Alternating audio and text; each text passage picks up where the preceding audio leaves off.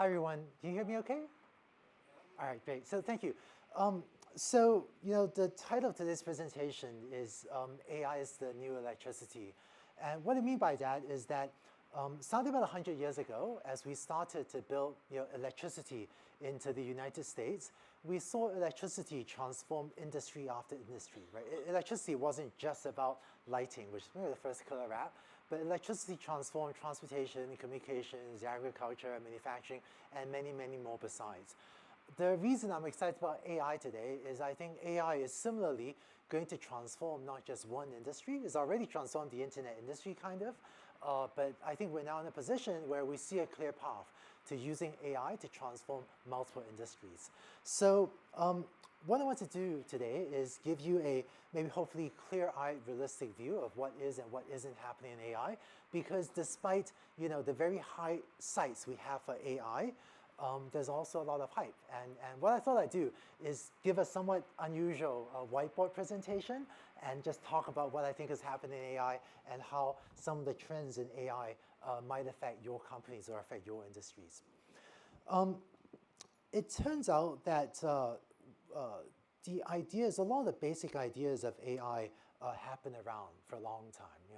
The latest, hottest, shiniest piece of AI today is called deep learning, which just means neural networks. I'll say more about that.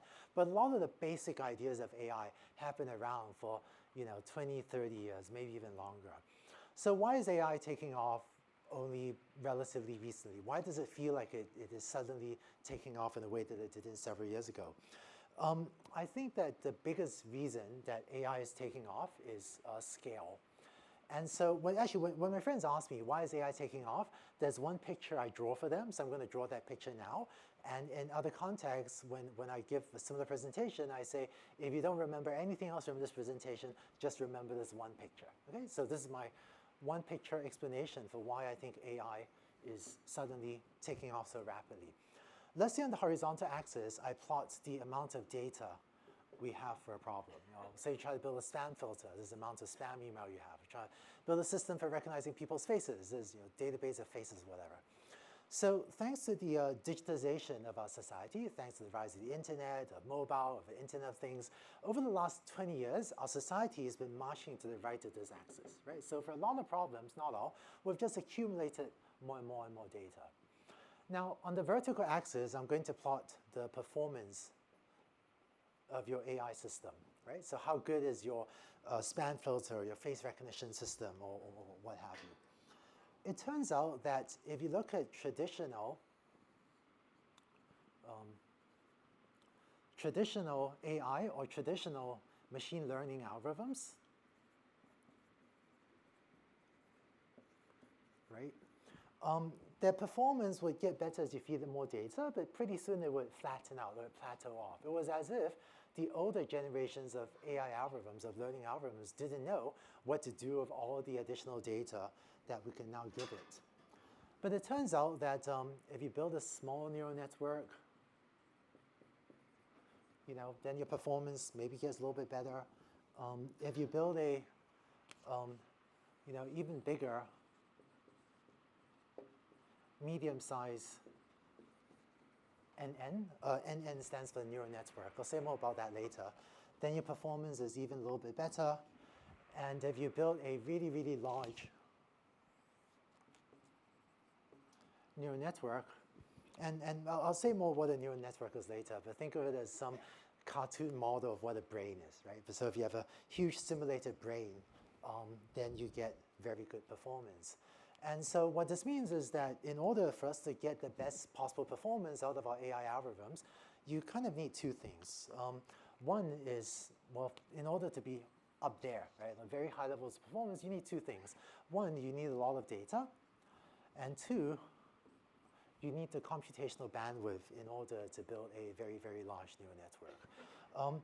This is why also, I guess, starting almost 10 years ago at Stanford, we started shifting to GPU computing.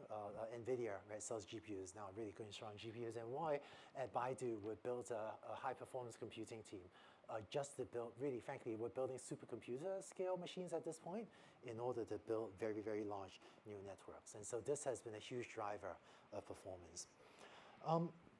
So if this is mega trend one that accounts for, um, right, and so it turns out that despite, let's see, it turns out that AI today is creating, I don't know, at least tens of billions, maybe hundreds of billions of dollars worth of value across the industry, not just. But it turns out that almost all the economic value of AI today is driven by one type of AI, and the technical term for that is supervised learning. But it turns out that almost all we're doing, so, excuse me, almost all the economic value in AI today is driven by machines that learn A to B mappings, such as given a piece of email, that's A, tell me if this is spam or not, 0 or 1, right? Or given a picture, tell me if there's a face in this picture. And this is kind of how your phone auto-focuses on your friend's face if you take a picture with your cell phone. Or this might be the most lucrative application of AI in the world today. Given an ad and some information about a user, we'll estimate, will the user click on this ad or not, right? And this application of AI has a very direct bottom line impact on a lot of companies' revenues.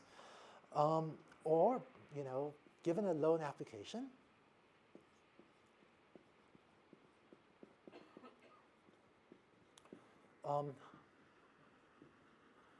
will they repay the loan or not? And this is literally how we do consumer finance at Baidu, and your ability to monetize or to build successful loan business, consumer loan business, really hinges on your ability to estimate B, will they repay from A, from the loan application and maybe some other information.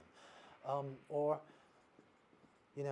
given a bunch of audio data, can we output the text transcript? Right? And so this is speech recognition. We do a lot of work on speech recognition. And I see a clear trend for especially mobile users to type less and speak more to phones. And this is how we do it. We learn an A to B mapping. So the technical term for this idea, for learning A to B mappings, is supervised learning. And I believe that this idea of supervised learning all by itself is enough for us to transform industry after industry. To those of us working in research, we are working on other forms of machine learning that aren't just learning A to B mappings. In fact, if you look at human brain, it's clear that human intelligence is so much more than learning A to B mappings, right? So this is a long ways away from evil killer robots that someday be our overlords or whatever. Maybe there will be a breakthrough in AI algorithms that allow us to attain that goal, hopefully hopefully friendly AI, not evil AI. I would say that the path to that breakthrough is not clear, but a bunch of us are working on it. Having said that, if the only tool we have is this, learning A to B mappings, this is nonetheless enough for us to transform consumer finance, build self-driving cars, get users to use speech recognition and transform how we interact with technology. Right? So we're also seeing very interesting shifts in corporate strategy. And it turns out that despite all the power of this supervised learning, it has one Achilles heel, which is it has a nearly insatiable hunger for data. Right? So for example, the way we train our speech recognition system today, we train it on a ton of data with both the audio and the text transcript. And in fact, if I were to pull out my laptop and start playing to you the entire set of audio recordings we use to train our speech recognition system, we'll all be in this room until, I think, September of 2021, right? So we train our speech system on literally over 5 years of data, and it's simultaneously embarrassing how much data we need, but also awe-inspiring that we can process so much data so quickly on a supercomputer, and that's what drives our very, very good performance. So the major limitation of a lot of AI systems today is a really insatiable hunger for data. And also in today's world where more and more organizations, including us, open source our AI tools, we think that data is the more defensible barrier, even more than algorithms. You do need strong AI talent because all of you have unique data assets.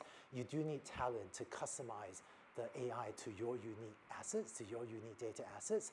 But if you look at the leading tier tech companies, right, Baidu, Google, Facebook, Microsoft, and so on, it's very difficult for any of us to be more than maybe 2 years ahead of the others on a pure algorithms technology. And frankly, the ideas circulate. We all tend to be quite open. But if you were to ask me to replicate one of my competitors' data assets, that's very hard for me to do, right, even in 2 years. And similarly, our data assets is a good luck replicating my data assets. It's just very difficult. So data, even more than algorithms, is, I think, more defensible. So let's see. Actually, we have microphones, right? So I can also take questions. Is that right? So let me just mention a couple things, and then let's take questions. So I want to share with you really quickly. What is a neural network? There's a lot of hype about neural networks, and this analogy that neural network simulates a brain. That's so easy that's such an easy analogy that it just comes right off the tongue, right? But the details of a neural network is very unlike what any brain actually works like. So let me just say, what is a neural network? To illustrate a neural network, let me start with a simple machine learning problem, right? So let's see, my wife and I are trying to buy a house. We've been looking for over a year without success. But let's say you want to build a system to predict housing prices. And let's say on the x-axis, you plot the size of the house in square feet, and on the y-axis, you have the price. So you might get a data set of housing prices in the Bay Area or something, and then maybe fit a straight line to that, right? And so this is like a simple regression. So this is maybe the simplest. In order to represent this fit a straight line, input the size, output the price, I'm going to draw maybe the simplest possible neural network in which this is a neuron in this really cartoon brain. This neuron has one input, which is the size of the house, and has one output, which is the price of the house. Okay, so when I draw a picture like this with one neuron, it just means fit a straight line or fit some other function to output the price as a function of the size. So all a neural network is taking this as a basic building block and stacking up a bunch of these, like Lego bricks, right? You have one Lego brick, this is my one Lego brick. I'm gonna take a bunch of these and stack them on top of each other, and that's a neural network. So just to talk through the example, let's say I now want a more complicated neural network for predicting housing prices. So let's say I have size of a house, and I now know the number of bedrooms in this house, right? And together, I might feed both of these inputs into a neuron whose job it is to tell me the family size. So how big a family can this, so maybe 20,000 square feet, 4 bedrooms, good for a family of 5 or whatever, I don't know, right? Let's build a more complicated model. Let's say I also know the zip code, and I know the wealth of the neighborhood. And together, these might tell me about the school quality. Right? Because zip code and maybe the wealth of the neighborhood determines school quality. And maybe the zip code, based on the zip code, you can also tell, is this a walkable city, right? Can you walk everywhere to grocery shopping or whatever? And then finally, now that we know how large a family this can house, is this a walkable neighborhood? How good are the schools? Maybe we think that these things together should go into another neuron that can then give me a good estimate for the price of the house, assuming that family size is walkable and school quality are the things that maybe people care about the most, right? So this is a neural network where, what this neural network does is, just as, for supervised learning, we learn A to B mappings. Now, this is A, and that is B. So it's learning a mapping from all of these inputs to estimate the price of a house. And part of the magic of a neural network is that even though I described this as, we had to go in and tell it, worry about family size, walkability, and school quality, even though I described this stacking up of Lego bricks as talking about these steps in the middle, part of the magic of a neural network is all you need to do is give it a lot of data with A and B, and it'll go and figure out everything else in between, right? So given a large enough data set, of the size, number of bedrooms, and so on, and the prices of houses as they were sold in the Bay Area, say, it will figure out by itself what are the things that are important to compute in order to estimate the size of a house. And so I think that one of the things that has been difficult for the broader public to get is Our sights for AI are incredibly high, right? This claim of transforming industry after industry, I really feel that to be true. I see a clear path to doing it for multiple industries. And this neural networks and more sophisticated versions like this is enough. A few other things, probably enough for us to do that. But this is also such a far cry from what any human brain can do, right? As good as this is really nowhere near human level intelligence. So I'll mention just one last thing, and then I'd love to take a few questions. Sometimes my friends and I challenge each other to name an industry that we don't think AI will transform over the next 5 years. So actually call it out, like just shout it out. But I'll be honest, I have a hard time thinking of an industry that I don't think AI can reasonably have a major impact on. Does anyone else have an idea? What? Say again? Herbal medicine, yeah, okay. I don't know, sure. Yes, and I also don't know how to transform the art of feng shui. I don't know. Yes, there are a few things like that, yes. Say again? Mental health? I don't know if that's true, actually. Yeah, I'm seeing there's been interesting studies showing that veterans coming back with PTSD, they're actually in some cases more comfortable talking to a robot than a human. The tough soldiers are more willing to open up to a robot than to a human who might, who they worry might judge them, for example. Airlines, yeah, airlines could be a pain. I don't know, yeah, airlines. Logistics will be transformed. The airline industry itself, I don't know. I'll tell you my favorite example. My hairdresser. I don't know how to, do what my hairdresser does with a robot. Although I once said this on stage, and one of my friends, who's a robotics professor, she's a robotics professor working with USC. My friend was in the audience, and she heard me say this. So after the talk, she then came up to me, and she said, Andrew, your comment about hairdresser and robots, she said, I think you're right for most hairdressers, but then she pointed at me and she said, Andrew, your hairstyle, I could get a robot to do that.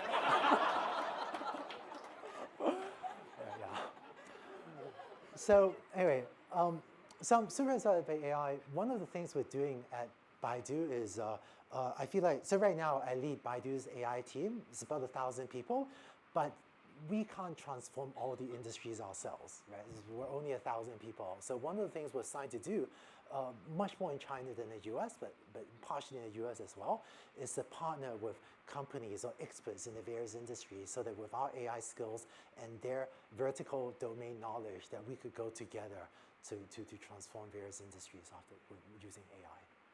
So let me just a couple minutes, let me just take one or two questions before I break. Yeah, please.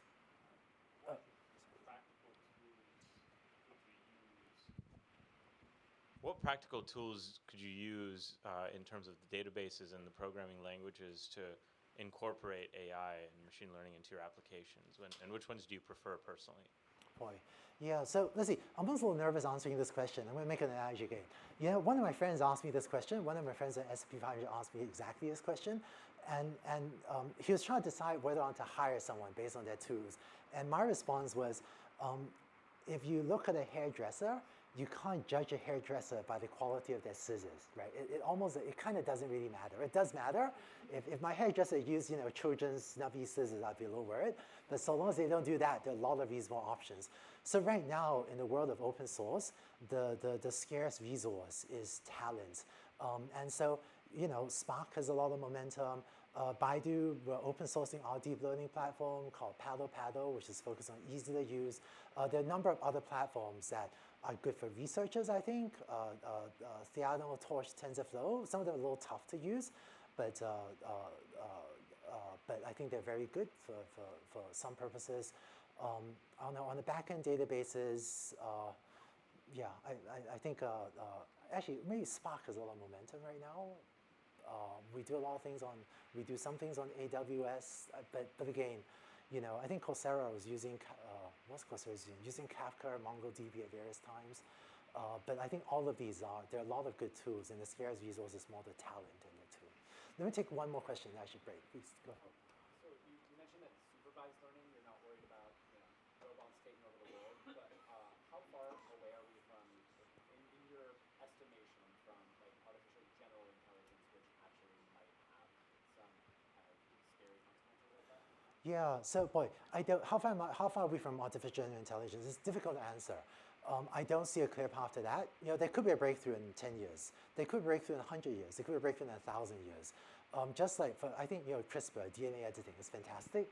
I personally am not an expert. I don't see a clear path to, transforming all of us into some sort of biological droid with CRISPR, but maybe there'll be a breakthrough in 5 years, or maybe there won't. So it's very difficult to answer that question. We're all working on it. Like we're doing research. We hope for a breakthrough, but I think historically in AI, we've been very bad at predicting the timing of when specific breakthroughs come through. So it's hard for me to say.